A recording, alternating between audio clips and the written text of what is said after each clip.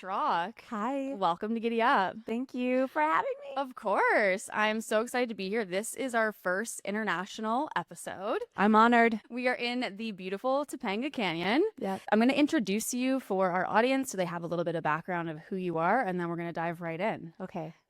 Born and raised Minnesotan, Bethany moved to LA in pursuit of her creative career, known for her magnetic presence, her strong work ethic, and her ability to command a room. She consistently goes all in, and for a long time that has served her well, and it was rewarded. But she's experienced burnout at the very highest levels. She's lived in a wheelchair resulting from a brain tumor. This was all before climbing her way to VP of Creative at a fast-growing wellness brand, taking them through an entire brand transformation, managing a $1 million budget, a team of 9, over 2,500 assets and campaigns, launching this brand in stores like Ulta Beauty, Target, Erewhon, and the Miami Open. Despite having the sexy title and all of these cool work trips, the burnout was extreme and you were miserable. You've done what a lot of women have thought about, which is deciding to take a step back from everything that you've worked so hard to build and really think about what is the next phase of your life. So I'm really excited to hear how you did it, hear how it's going, and just go through your wild story. Oh my gosh. Okay, that's an intro. So can you walk us through your professional journey that you've been on the last couple years and how it really intensified into having taken a step away? Yeah. I started my career not the necessarily traditional route. I didn't go to college. It came time to graduate high school and I could go to design college or go into marketing. And I looked at how much that was going to cost and I was like, I can't pay for this. So instead of going the college route, I actually found a photographer that I really looked up to. And I was like, hey, can you mentor me? I'll work underneath you. I'll start building my photo gear, my equipment, and building my website and my network and just kind of get used to things. Yeah. So I learned that you can be the most talented person in the room, but that doesn't mean you're always going to get the gig. And it's how you talk to people, how you present yourself, how you pitch yourself, and how you market. Yeah. And so at a young age, I would go to new restaurants that were opening or coffee shops or brands, and I would say, hey, I'm building my book. Can I do a photo shoot for you at this price? You're starting out. I want to start out too. So I would shoot assets for them. I would direct little films for them. And then when these brands would launch, they would use all my assets. Because of that, I was able to work for all these different brands really young. And I really loved that, like, as hard as you work is what your output is going to be. I saw how hard I worked was in the result of income or opportunity. And I kind of found it addicting. Totally. Not that that's a bad thing, but too much of a good thing can become a bad thing. Shed a little light in terms of how fast you took off. Oh my gosh. Well, this was like before the Instagram boom around 2012. You couldn't necessarily just build, especially in content, a career based off of what you posted. And so a lot of it was like working with bloggers or working with websites or Facebook back in the day. Yeah. And I'll never forget, I was doing someone's senior photos and the girl was, there, she's posing and her dad was with her. And I would like go up to like fix her hair and he would come up with a comb and he would like fix her hair. And I'd be kind of like, okay, little invasive dad, that's fine. Do whatever you want to. The shoot ended. It was great. And afterwards, the dad was a salon owner of Jute Salon and Spa, which is owned by Aveda. And so he was like, I saw the way that you treated my daughter. I want you to shoot our next 4 campaigns that we're going to have in all of our stores, all of our marketing material, all of our billboards, because I saw the way that you treated her. How good you were. Yeah. Yeah. So I started, shooting weddings and doing senior photography. But then before long, I was the content creator for Cheerios at General Mills. I was working for Target. I was launching different little brands. And I found that really fun to the point where I had my own studio. I had interns. I kind of was growing my own business. And then I got sick. And then you got sick. Right. We'll talk a little bit about your illness, but maybe take me through just before quitting your most recent job. Yeah. What was some of the intensities that you were experiencing with burnout? Yeah. So with that same kind of addicted to success and achievement, just because you like recognize something that you need to work on doesn't mean that you get over it. And so I recognize that I love working. I love being impressive. I love, oh, wow, Bethany, no one else can do this but you. I live for that. Yeah, it's my drug. I'll admit it. Like, that is my drug. Yeah. And in the same way, like, if you're an alcoholic, you shouldn't work in a bar. If you're a workaholic, just got to really be careful of what situations you put yourself in professionally. Because people are always telling you how great you are. Yeah. And no boss is ever going to say, hey, you're going above and beyond. You need to stop. You are responsible for how much you give. Yeah. And you teach people how to treat you, and you teach people what to expect from you.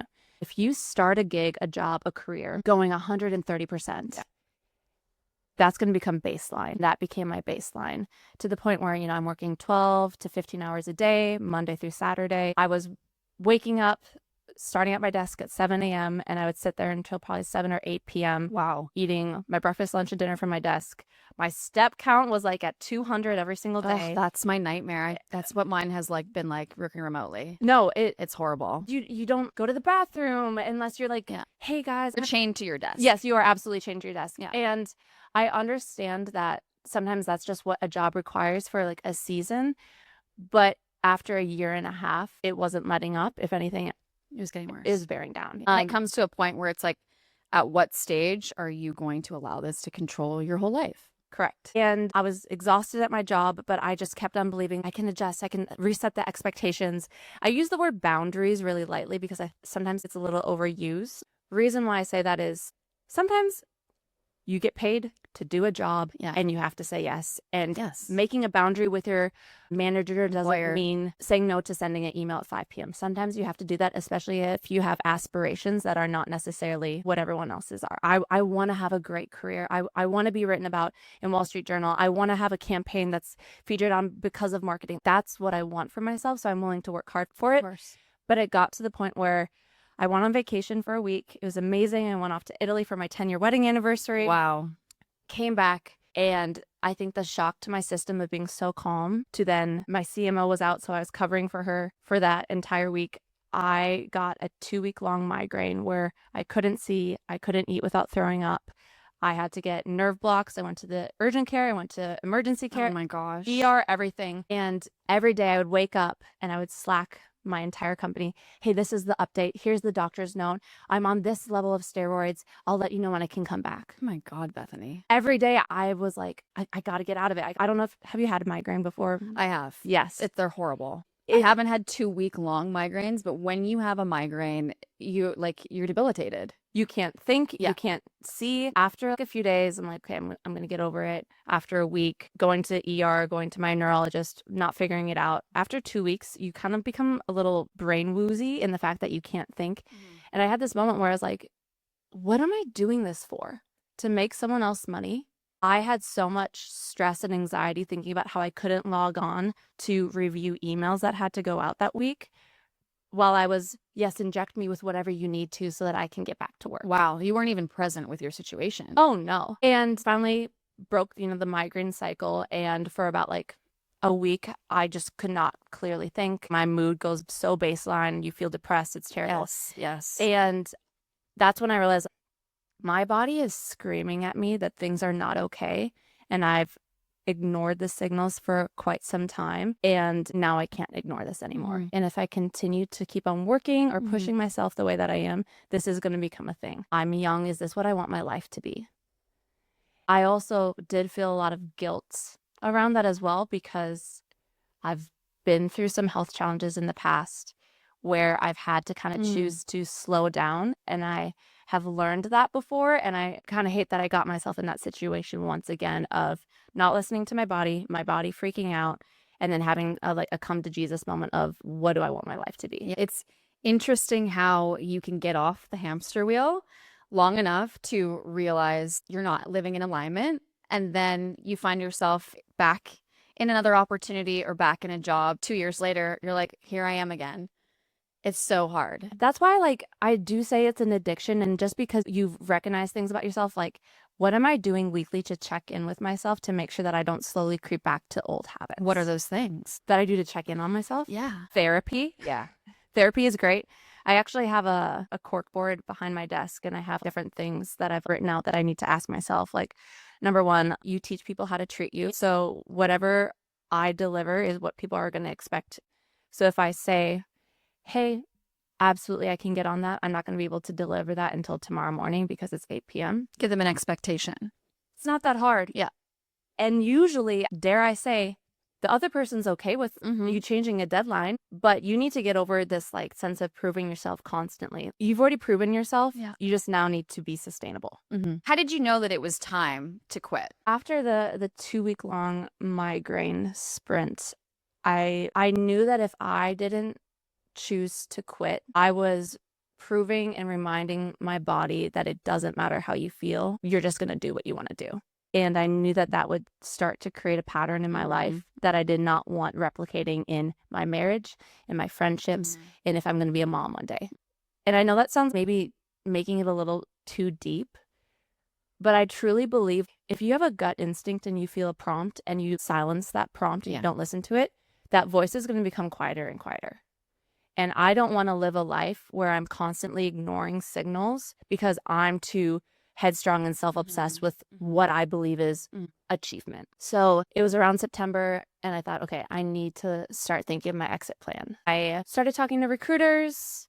I started following different brands I really liked on Instagram or founders, just started DMing and kind of just like flirting. Yeah, I just started flirting. I still showed up to work every day. I did my job. I took care of my team, but just started playing the field a little bit. And what was nice from that is when you get so head down in the weeds and you are unhappy in the job, even a win, you're just like so comatose. So for example, I felt like I lost all sense of creativity. I felt like I lost my gut instinct. I didn't know what was good anymore. Yep. And I even doubted myself, like, can I even do this job? You know, I was the VP of creative. I was running campaigns. I was launching new products and I was getting a good response from different people, but I genuinely was like, oh, everything sucks. I'm terrible. And then flirting with these different companies, I started realizing like, oh, maybe I am not terrible. Maybe I am good at this job. I remember my boss said to me one time, Bethany, you're just in the matrix. You're so stuck in this cycle. Once you leave this place, your world is going to open. And that's what it was. Yeah. So I flirted and I kept on changing my end date based off of new product launches or things that this company that I was at was doing. And I was like, I need to stop. I just need to put my foot down. I wanted to leave after we did a big rebrand, but things were changing where I'm like, we're never going to get to this rebrand. Like, we're never going to actually. The deadline is never coming. There is no deadline here. And so I just picked a date. I slowly kind of just started taking responsibilities and, well, what do you guys think about this? What can you do? And kind of start, setting the field. And I did interviews with different jobs, but it just didn't feel right. And so I had no place to go to after I quit. That's very uncomfortable. Oh my God, yes. Especially living in LA where we love stability because there's a lot. Saving as much as I could. Yeah. But my husband and I both looked at each other and were like, we'll be fine.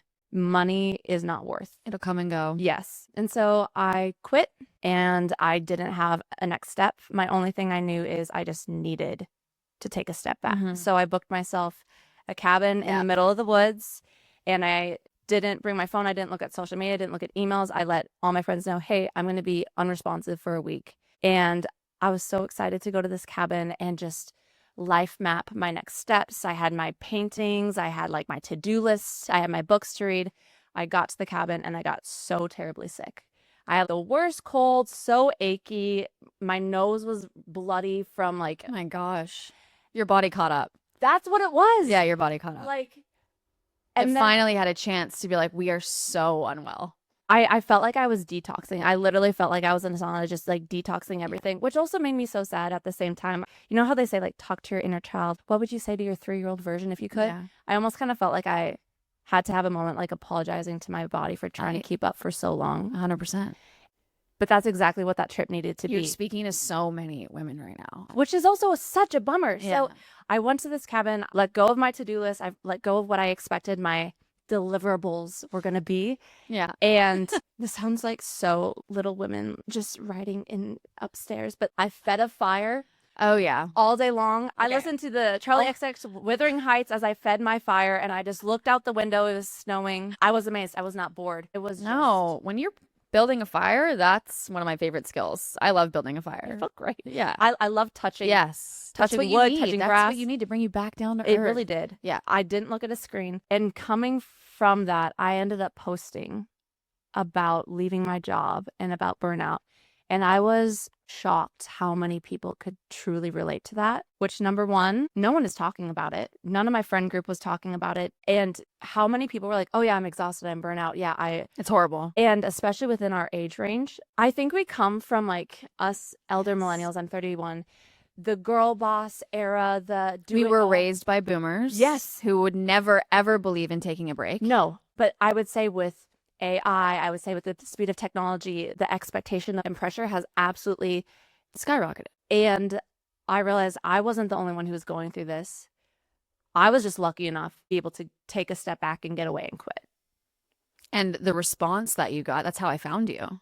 And I was like, finally, a girl talking about what I want to talk about. Which was actually kind of, I had some old coworkers reach out and they're like, whoa. Yeah, careful. Yeah. I didn't mention anybody by name, but Yeah. I think it's also funny. Being in the wellness industry, I'm writing emails about don't look at a screen before 6 a.m. Blue light messes up with your circadian rhythm. Look at sunlight at least 10 minutes in your eyes. Don't have caffeine. And I'm like, That's my life. that's what I'm doing every day. Yeah. This is not, the math is not mathing. No. When you left, what was the hardest realization that you came to, or the hardest thing to separate from? Was it identity that you had built in your career? Was it your income? Was it people's judgments? I unfortunately really loved, especially living in LA, name dropping like, oh yeah, I'm the VP of creative at this So and so. company.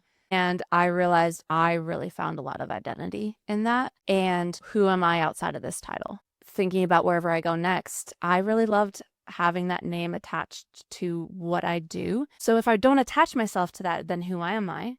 Yeah. Can I just be at a party and talk about what I did for the weekend that was fun? Or that you don't have a job. Oh my gosh, how dare. Yeah. I mean, I'm calling it out, like a lot of pride, a lot of ego in what I do. And if this detox phase is to just like separate myself from that and reground myself in my relationships and what do I actually care about and what is worth my time. Who is Bethany? Yes. Without it. Yes. And I think especially with social media, it's so easy to brand yourself within your vocation, within an aesthetic, within a look and a feel. Where you live. Yes, but we as people are so much more multifaceted than that. And I feel like everyone is trying to find their niche.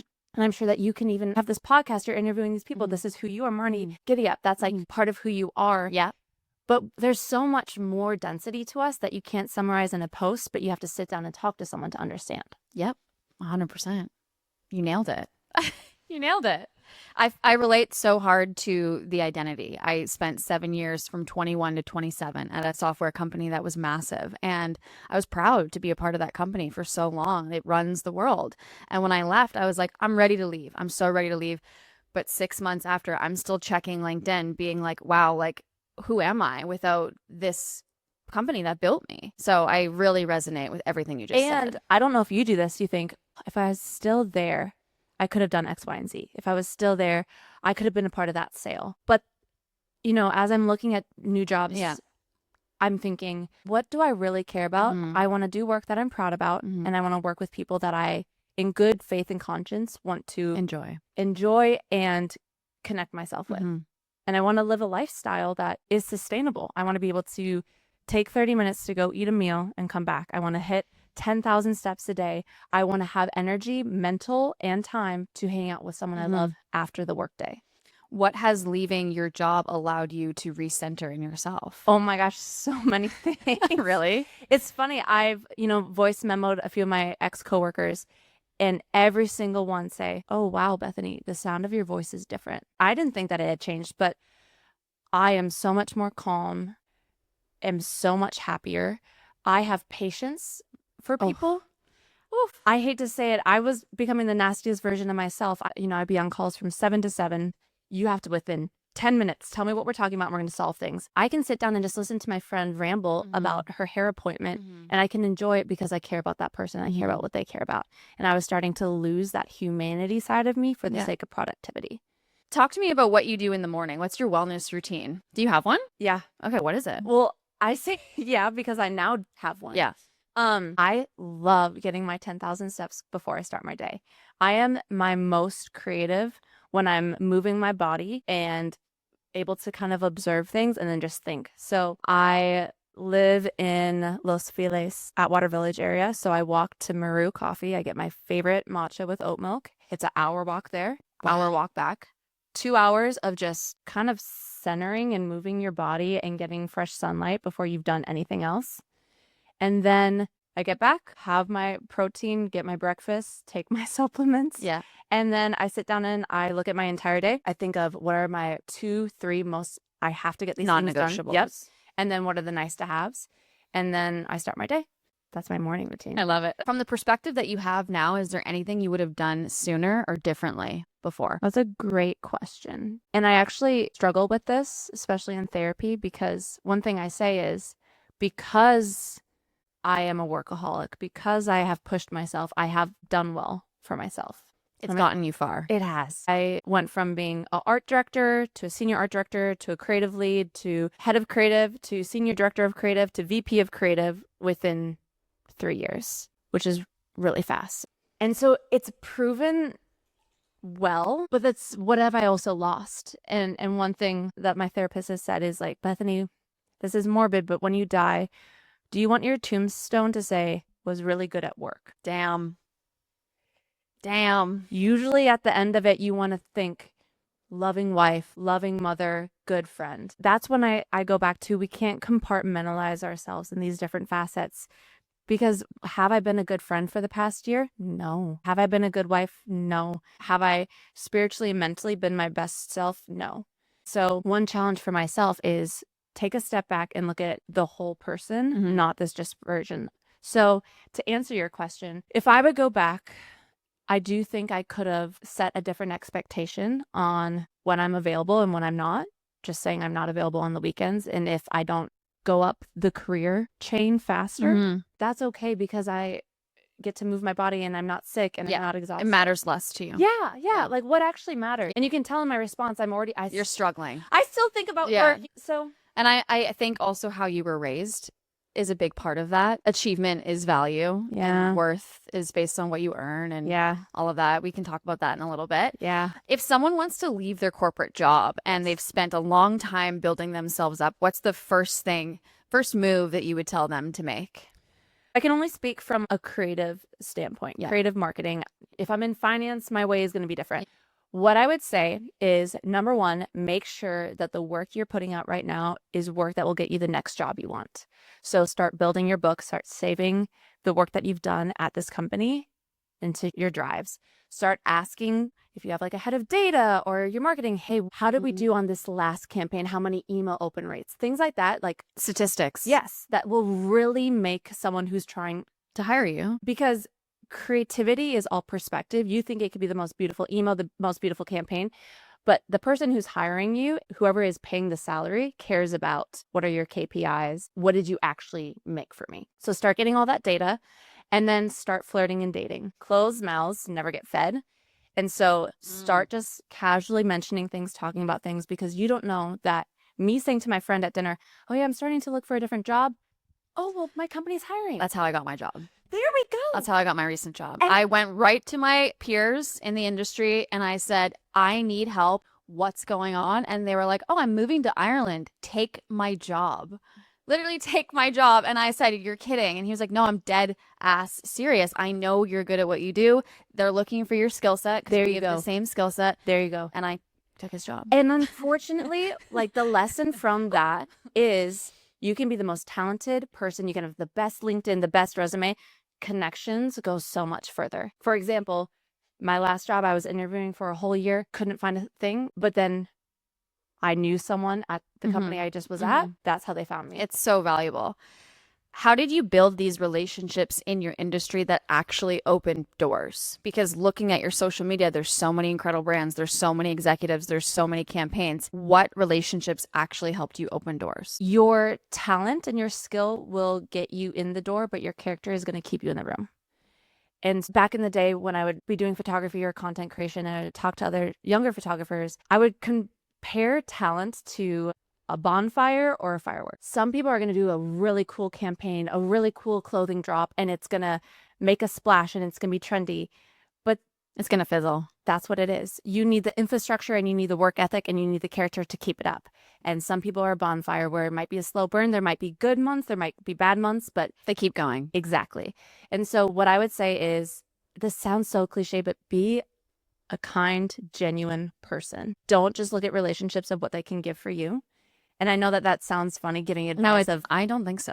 how to get indoors, be nice, but genuinely. Be genuine. Yes. What's been the hardest lesson that you've learned in your career? The hardest lesson I have learned in my career is to not take things so personally. Oof. Oof. That hits. I was on a call the other day I'm bad at that. and I was getting feedback, and I was listening to this feedback, and I literally felt my heart go into my butt. I felt my digestion stop functioning, and my hands got cold, and I'm like, oh, I'm so weak that I let this affect me so Yeah. much. After that call, I was raging. I was so upset. I was yelling. I was like, and then I literally had bad digestion for the rest of the week. And Yeah. I was like, how did I let this call go so bad? Affect me. And one thing I will say is, like, take a step back, take a breath. What was the offense? Whenever you get upset at work, what was the offense? What happened? Oh, I felt like someone didn't take me seriously. Or They didn't appreciate me. yes. Reflect. Or I felt like I was a pawn in a political situation where they were just saying something to gain their own thing. Whatever it might Yeah. be, let it flow like water. Take a step back. You're just selling a powder. You're just selling a software. It's not that deep. My life is so much more than this thing. So take a step back. Don't take it personally. If you get feedback, just assume the best and then move on. Great answer. After quitting your VP job, you went freelance for a very quick stint, and then you were approached to build a women's supplement brand that really aligns with how you're taking care of your health today. What about this business fires you up the most? Well, this is the first time I'm talking about it, which I'm so excited. Oh, amazing. I just came back from a trip where I went to a tasting house to taste our formula. I'm so freaking excited. So I started talking to these recruiters in this VC firm about this startup back when I was flirting, in my flirting phase. What I really appreciated about it, they just kind of kept me in the know of what they were doing, but they didn't ask anything from me. Oh, that's interesting. And I was like, okay, I appreciate this. The team was magnetic. The energy was amazing. But then also I looked at the people that worked at this company, and they had families. They didn't email me over the weekend. Talking to one woman, she goes, I'm effing incredible at my job, but I'm an effing incredible mom. And I was like, wait, you can be both? Yeah. And I was really shocked that I was seeing them actually live what they were preaching. Being in wellness, you say all these things. Don't wake up and look at your screen at 5 a.m., but then you demand Do someone to that. take a call at 5 a.m. I dated them a little bit, and then they said, hey, Bethany, we don't want you to take another job, but we don't have a product yet for you to join and sell. So can we pay you not to take another job and just advise us? Oh my God. And I said, sure. That is the hottest offer It wa- ever. yeah. No, don't feed my ego. Don't feed my. But it was cool because then I got Yeah. to basically kind of date this company, get to Yeah. know these people. They, flew me out to their lab. I got to meet their team. What do you love most about them? Number one, I love that this product is backed in real research. We're in the lab testing real women with this supplement and how it affects their bodies. And the goal is to actually transform people's lives. Within wellness, it's like be bloat free, be skinny, Yeah. have more energy. That's awesome. But the FDA, and when it comes to wellness, it's really hairy right Yeah. now. And this company being so backed in research, I don't feel like I have to do a bunch of puffery and fluffery. Women drive roughly 85% of wellness spending, but we make up only 30% of research participants. So most of what we're told about training and recovery and supplementation isn't actually true for our bodies. The team is you and Skim's former VP, Dr. Abby Smith-Ryan, researcher in exercise psychology and nutrition for the last 15 years. How has being a part of this team made you feel inside compared to previous jobs? I am so energized. I feel so empowered and trusted that this is the lane, Bethany. Now just run with it. And there's such a mutual respect working amongst women who are the absolute best at their craft, but that don't need to put their hands in all of your business. Abby's going to focus on the science. She's going to do the research studies. She's going to get the claims done. This VP of Skims, I can't say her name yet. She is absolutely brilliant. She is an operator, but she knows when to take a step back. So me losing that gut instinct was because 50 different cooks were in the kitchen. It's a lean and nimble team where we get to focus on what we're good at and we trust each other and then we move on. It's a relay race. Amazing. How are you navigating that when you love the product so much? You like not to get lost in it. That's a really great question. Because you can still be energized by what you do, but then also needs to still check yourself. Especially if you love it so much. Yes. You want to throw yourself in. Exactly. Especially if that's how you are. Yes. So what I do is I check in with myself in the morning when I look at my day, and when I've accomplished the things that I need to, force myself to check off. I know that I can keep on going, but I know that I need to save my energy throughout the week. It's a marathon. It's not a sprint. And so even if you have energy, invest that in voice noting a friend, calling your mom, or putting that energy in something else beyond just this one facet of your life. Such a great answer. Thank you. Yes. How has stepping back and focusing more on living in alignment allowed you to think bigger about your life and your future? I actually, for the longest time, didn't know if I wanted to have kids. And I know I've mentioned like motherhood a few times. I'm with you on that. Yeah, it's so hard to every day I flip flop. I'm like, I love my life too much, but I would love to raise a beautiful child and with this economy, yeah. It's really hard. And I grew up in a big family where I want to be really intentional. Girl, I'm not going to half-ass being a mom if I'm going to be a mom. I want to be intentional. I don't want to resent the kid. Give them a good life. Yes.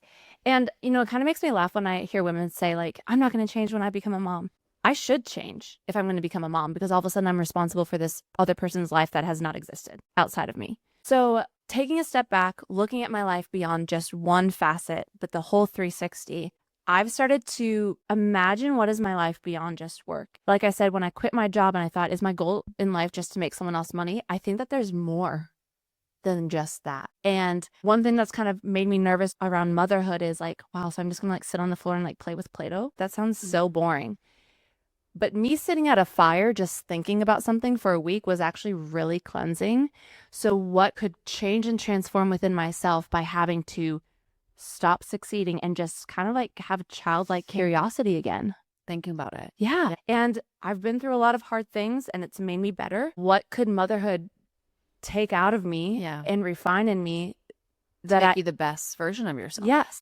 Our most recent guest, Flo, she's a mom of 2. And she said since having her children, she's never been more present. I love that. In her life. I love that. Because she's so ADHD that she's doing a million things. Yes. And she, for the first time in her entire life, is able to be fully present. And I'm like, that's something I would like to experience. I love that. You're 31 now. When you think about your life and everything, what does that look like for you in the next 3 years? Oh my God. I mean, it's funny because you look at yourself 3 years ago and all my plans and how different they are. Yeah. So I'm not going to get nitty gritty. No. I'm going to go, what I really want for myself is to care for the professional, the wife, the friend, maybe the mom, and live a life that I'm really proud of. And that's not just in effort and accomplishment, but it's in that I can be present with my friends, that I can have a Saturday where I don't do a to-do list, but I joy. Yes. You're living in joy. It sounds so simple, but it's actually kind of hard.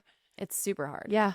My weekends are working. Yeah. But you're hustling. You're starting a podcast. You want this to be successful. And that's where I do want to say, like, I know that me talking, it is a little bit of a privileged state because I have the frameworks, the systems. Yeah, that's good. I have worked my ass off to get to where I am so that I can kind of breathe. You will still have to work hard if you want to have an incredible life. There will always be a season of sacrifice if you really want something really fruitful, but just knowing when to let up on the gas pedal and that it can't be forever. Great answer. Thanks. I want to get into your experience with illness. You suffered from an illness at 21, and I would like to learn a little bit about what this brain tumor did and how it affected you. Yeah. So I one day couldn't move my left hand within a matter of a few hours. It felt like it was frozen. You know, like when you're outside and it's like really cold and you go inside and it kind of just like tingles and it feels like frozen. Yeah. That's how it felt. Went to urgent care. I thought maybe I had shingles. I don't know. They took an MRI just to check to make sure everything was fine. And they just happened to find a tumor. The nurse was like, yeah, we'll schedule brain surgery in the next coming few weeks. Holy shit. And I'm like, wow, what? Wow. Then was hospitalized because I started dealing with these things called non-epileptic behavioral spells. They're also seizures that are not epileptic, so I'm awake for them. I could feel them, and they're caused by stress and pain. And then also related to the tumor? You know, the body is crazy because I believe everything is related. in the fact that when you feel stress, your digestion stops because your body goes into fight and flight. And when you have adrenaline rush, if a bear is chasing you, you don't need your digestion, you need more energy. And so I believe the body is fully connected. Medical doctors necessarily don't see things as connected. It depends on who you ask. Yeah. I do believe that we are advancing to look at the body a little bit more holistically. Mm-hmm. But me having these seizures was mental diagnosis based off of my stress because I had the tumor, but they were not necessarily Connected. Yeah. Okay. And my hand hurting was completely unrelated to the tumor that I had over here. I truly believe it was my body saying, hey, Bethany, there's something you need to get checked out. Wow. So was hospitalized, planned brain surgery, and I kind of had to just shut down my life for a year. I had really supportive, amazing friends that kind of came around and helped, and I was freelance at the time and had to completely stop working. I wasn't alone. My husband's amazing, and he basically became my caretaker, which is a completely new stress and trauma for him. Got brain surgery and just hoped within that surgery that everything would kind of clear up. But I still had a lot of pain in my hand. I still had pain in my body. I would deal with these muscle cramps that were completely debilitating. And it got to a point where I wouldn't be able to walk. And so in the case that I'd be in a restaurant and I would start seizing, we don't know how to get you out unless my husband carries me out. So then I got in a wheelchair. Wow. Every doctor's appointment where there wasn't answers, I've started becoming a shell of myself, of no one has answers. I just wanted a diagnosis. I wanted a pill that was going to fix me. And unfortunately, after going to Mayo Clinic, doing a ton of tests, the diagnosis was, we don't have all the tests to prove what you're going through, but there's this thing called the Pain Rehabilitation Program. It's a month-long program at Mayo, and you basically learn how to rewire your neural pathways in your brain to deal with pain Wow. and not live your life because of pain, but in spite of it. And my summary in my brain was, I'm crazy. If I was in the 1950s, I would get put away for hysteria. Thank God we've advanced a little bit. But because you didn't think that they believed you? you know, this one doctor, I did feel like he believed me, which I really appreciate. I had so many doctors who did not, or just said, well, you're going to be in a wheelchair for the rest of your life. This is who you are. And I refused to let that be my life because I'm so young. I want to live a big life and this can't be it. So I went to Mayo for a month. The craziest thing is, you know, I'd be in the middle of a PT class where you learn how to move your arms again. It'd be too much for my body and I would start having a seizure. So I'd lay on the floor and none of the doctors would come up to me. None of the fellow patients would come up to me or notice me. And they do that because attention makes you realize. Validate your feelings. Yes. And They didn't want to validate you. kind of, yeah, in a way. Jesus. But what was cool is I started, when you deal with a chronic pain, when you deal with chronic illness, you start to also empathetically bring on the stress of other people and how they feel about you. And so whenever I would have these episodes and people would be looking at me, I would feel, and it would add more stress. And so people continuing their life, I would just say to my body, I'm safe. I'm okay. This is going to pass. And the seizures became less and less and less. I started doing sitting up in a chair, sitting down in a chair, sitting up in a chair, sitting down in a chair. And it would feel scary and it'd hurt my body, but just keep on doing. My body is safe. I'm okay. And I started gaining strength back. So I wheeled into this program and I walked out. Wow. That is so inspiring. Thanks. I cannot believe that. It took a lot of work. It wasn't fun. No. And I had to come to the realization, not in shame, but this is just how my body is. It's how it's protecting itself, not being upset at myself for feeling this way. Yeah. But how can I work with it? To get better. Yeah. At 22, you had chronic trigeminal neuralgia, which is this sharp, severe pain to your face and your hands, and you still don't have feeling in one side of your face. How has that impacted your life and affected you? It's so nice because it's so normal now. You don't know what you don't know. So I kind of forgot what it feels like to feel this side of my face or taste on this side of my face. Oh my gosh. So good. And Wow. it's so manageable now. Right. I take medication every single day. And I honestly, in the same way that, when I dealt with these seizure episodes, you just don't really give a lot of thought. I just don't give a lot of thought to it. This is just my thing. Everyone has a thing. I take this medication. I can't feel this out of my face or I have sharp pain. And I let the feeling come. I acknowledge it and then I let it pass. But early in your life, Oh, when you're 23, yeah. a young woman, Yeah. was that hard? Yeah. I know that I sound so detached from it. Because it's been a decade. It's been a decade and I've worked hard to detach from this. Sometimes to the point where I've had my friends tell me I'm not that empathetic because I've kind of just learned to like, oh, all right, this is how I am. We're going to move on. There was a moment of, I can't believe this is my life. This is so unfair. Why me? But also, why not you? No one is promised an easy life. Hard things are going to come, but it's my responsibility for how I'm going to react to it and how I'm going to move on. And so in the same way that I have identified myself of, I love my career, I did start to identify of, Bethany, I'm the sick girl. Things are hard. Oh, I don't want to hang out with you. It's because I don't feel good. Well, no, I actually just don't want to hang out with you. And this victim mindset Correct. makes you sicker. And I know that that sounds like pretty harsh, but the more you start to Label yourself. and sit in this puddle of pity, that's who you become. Yeah. And I had this moment where I was like, I am so much more than the sick girl. I'm so much more than these things that I've gotten through, that it kind of inspired the move from Minnesota to LA because I just wanted a fresh perspective on who I am.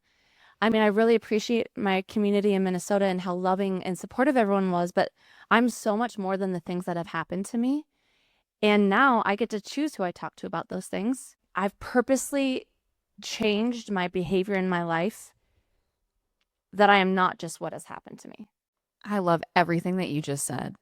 I also relate. When I was younger, I struggled with my mother's mental health, and her illness really took over our life. And I knew I was not going to let it define me, even though it took everything away from us. And I moved as well to a different city by myself. And I knew that moving was probably going to make things a lot harder for her, which we've worked through. But I can't actually imagine I would not be who I am today if I didn't leave and if I didn't move and start a new chapter for myself. And of course, there were periods where I felt like nobody really knew the real me at the beginning.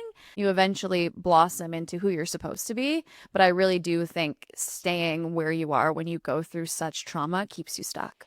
And unfortunately, you didn't probably feel that your identity was, oh, I'm so sorry, Marnie, what's happening in your mom? This is so hard. But it starts to become a crutch in your life. And when you remove those different crutches, you have to then work out these new muscles of, well, who am I? What am I proud of myself for if not everyone knows the full picture, which forces you to grow. And wouldn't we rather have that than just staying stuck in the puddle? So good. What's the biggest lesson or perspective that you've gained since going through that experience? Well, it's funny because I kind of feel like I'm a reoffender because I let my identity kind of be like the sick girl and then it's the working girl. And I do think it's because when I was younger, I had all these aspirations and I felt like my life got put on pause for 5 years because I literally couldn't get out of bed.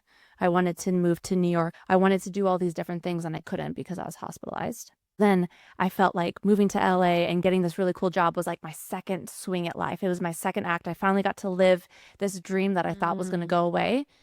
But then to also realize I still need to practice those same principles of managing yourself, taking care of yourself, checking in on yourself. And so now that I think about the future, it's like, okay, Bethany, I need to keep on reapplying what I've learned over and over again. I've gotten my health under control. I think I've gotten my career issues under control. Fingers crossed. For now. It's always something to revisit. But just living a balanced life that is not defined by obstacles. Yeah. For the version of you in the wheelchair, writing journal entries, saying goodbye to traveling, goodbye to your career, goodbye to walking, if she could see you right now, what do you think she would feel? I've thought about that a lot, actually.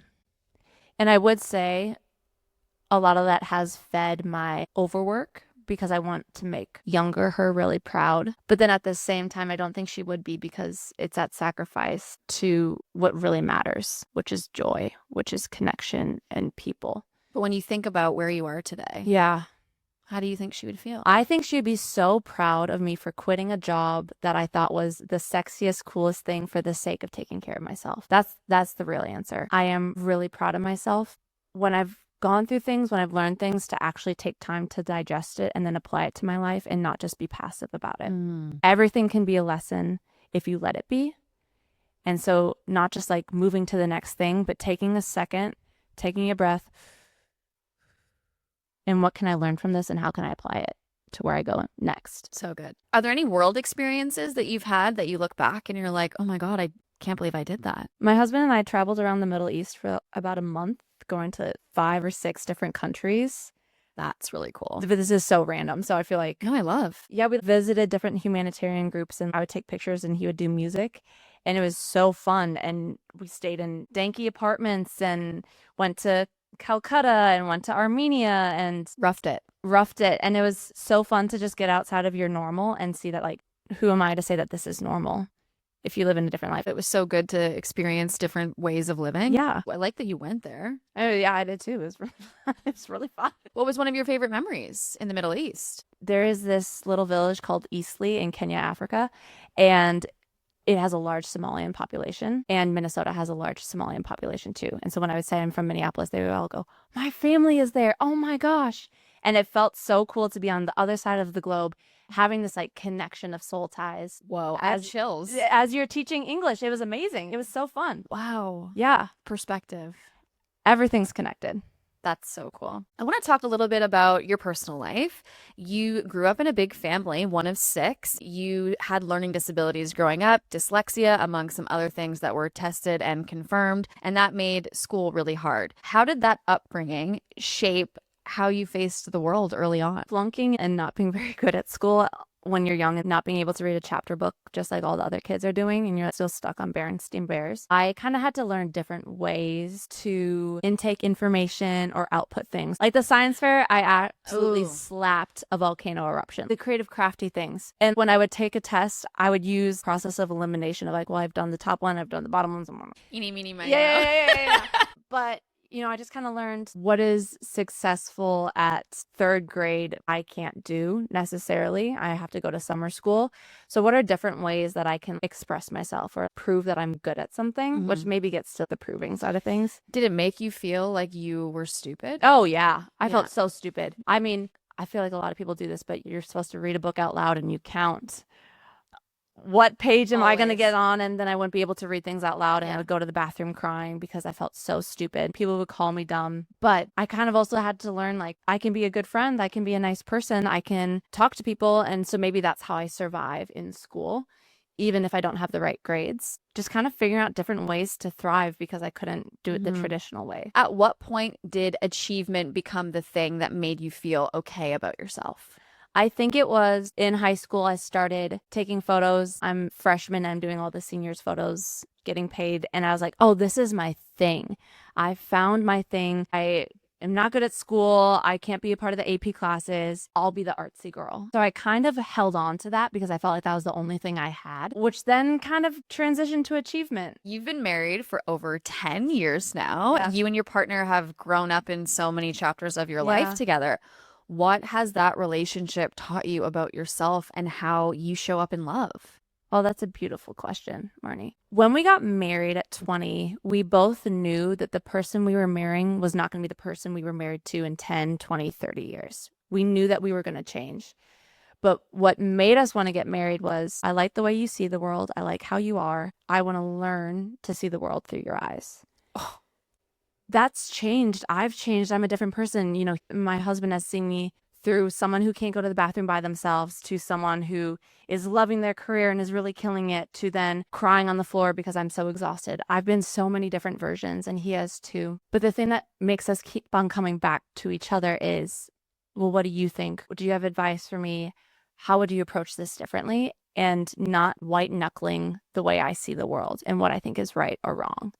I think it's so good to have people in your life that aren't exactly like you because it gives you a different perspective. I take up a lot of space. I'm very talkative. He is okay with observing. He's okay with just kind of being on the sidelines, but little doses of him, I want to infuse in the rest of my life and the vice versa. Yeah. You complement each other really well. Yeah. He's been my biggest supporter. And I think also just having a lot of grace and patience that we're going to change and then getting to know that new person.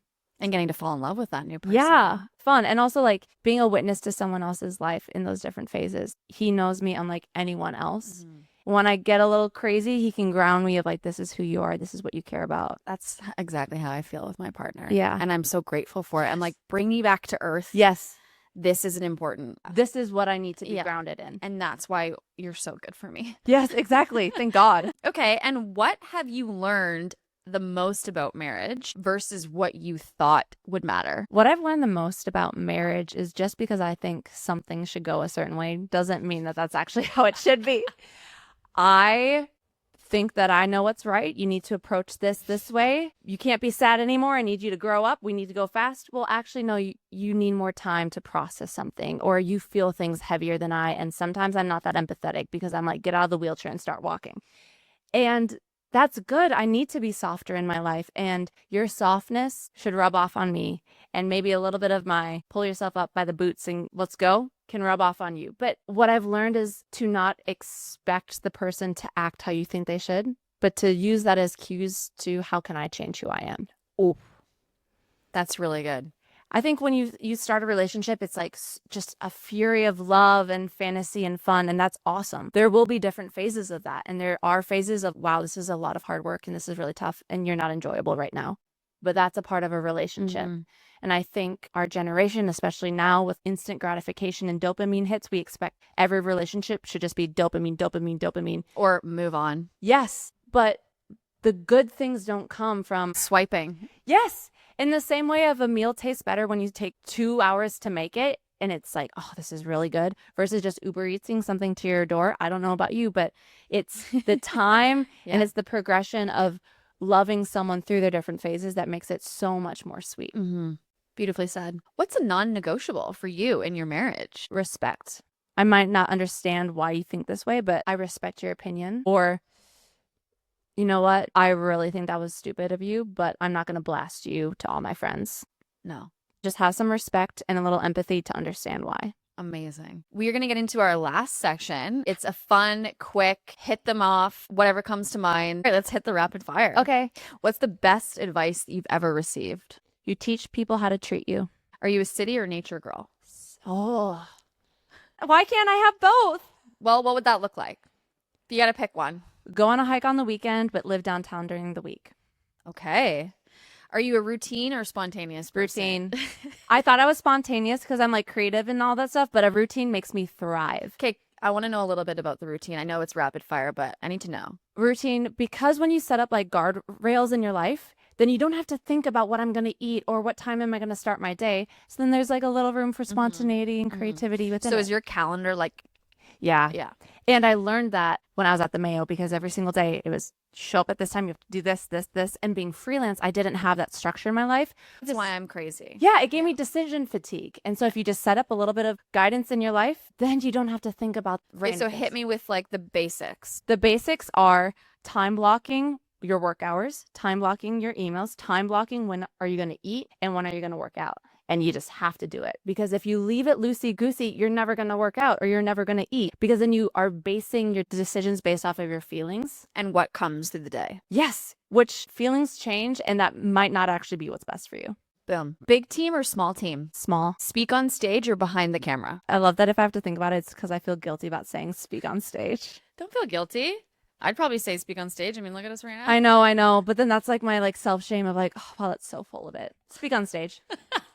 Early morning or late night? Early morning. Okay. Love an early morning. Texting or calling? Calling. Nice. Your style is amazing. What's your formula to a perfect summer outfit? I would say 40% thrifted and then like 20% good quality brand that's like simple and then a little bit of a sporty moment. What's a misconception about you that you'd like to clear? Wait, what were you going to say? That I don't have it all together. You're like, I do. No, the misconception would be that I have it all together. I'm still trying to figure things out and recovering from a lot of mistakes I've made. And I think that is what so many women relate to. That's why we're having this convo. What's the most Minnesota thing about you that LA hasn't changed? I'm so obnoxious. The most Minnesotan thing that has not changed about me is every single day the sun shines here and I wake up and I stand outside for 5 minutes and I just go. in the sunshine because I'm so grateful that I get to have sun, because you don't have a lot of sun in Minnesota. I drive fabulously in the rain here. People do not. People freak out. Same in Vancouver. My God. They don't know what they're doing. Get a grip. It's not that big of a deal. Drive slow. You're going to hydroplane. Ours is drive faster. I'm like, speed up. It's not that big of a deal. What's wrong with you? Absolutely. Yeah. Okay. Just because we're touching on Minnesota, what's something that you cherish about Minnesota? I'm so proud to be from Minnesota, from the Midwest, because you learn quality work ethic, genuine connection, and that like relationships are so key to everything. It doesn't really matter what you have, what you do, What your job is. Yeah, just be together. I want to bring that into the rest of my life, 100%. no matter where I live. That's how I feel about Nova Scotia. That's where I'm from. Wait, that's actually a side note. That's so sweet. My dog's name is Nova. No way. Nova Scotia. What's on your vision board right now that feels scary to say out loud? I want to become a fit girly. Oh, you are. Well, I like take care of myself. I can tell. I love that you're looking at my biceps. I want to work out 5 days a week because it's fun, not because I have to. So on my vision board is eat 120 grams of protein. Yeah. Don't be afraid of food, and work out every day because it's fun. I want to be one of those people that are like, I work out for my mental health. I'm not there yet. I work out because it feels good. Just to even hear that you're not there yet, I'm like, you look like you're there. So that just goes to show how many women feel like they're never fit enough. No, there you go. And it's not because like I want to have abs. It's I want to get dopamine hits from working out, not from my phone. Mm-hmm. Favorite quality about yourself that has nothing to do with work? I can talk to anyone. I'm not afraid to go up to someone and be like, love your outfit. Where did you get it? Tell me more about yourself. I can tell. One thing you spend money on guilt-free. Matcha. What does your husband know about you that most people don't? When I need to say no. But you're not? Like he can read you? Like we'll be with people and I'll be like, everyone come over to our house. It's going to be so much fun. And he'll say to me, he's like, are you sure? We'll get in the car and I'll be like, oh, I'm so tired. He's like, babe, why did you invite everyone over to our house? You don't want to be with people right now. I'm like a little golden doodle. I just get so excited that I forget how I'm actually feeling. Dream city to live in for a year. New York. A book that's changed how you think. What? I'm glad my mom died. Oh, how was that? Really good. Yeah. Have you read it? No, but you need to. Yeah, my sister told me about it and I know that I should read it. No, you need to read it. Yeah. Listen to it on Audible. Okay. She reads it out loud. It's absolutely beautiful. And it gives you the invitation to not feel guilty about messy family dynamics. That's my prerogative. What do you want to be known for that has nothing to do with your job or your resume? That I deeply care about people. Amazing answer. Bethany, thank you so much for coming on. Thank you for coming out here. This has been so fun, and I just appreciate your time. Thank you for asking such beautiful questions. Oh, this was amazing. It's a pleasure. You're easy to talk to. Oh, thank you. We did Cheers. Thanks so much for listening to this week's episode of Giddy Up. If this episode has left you feeling inspired, seen, or heard, and you've taken something away from this conversation, please follow us on YouTube and Spotify. It means so much to have your support.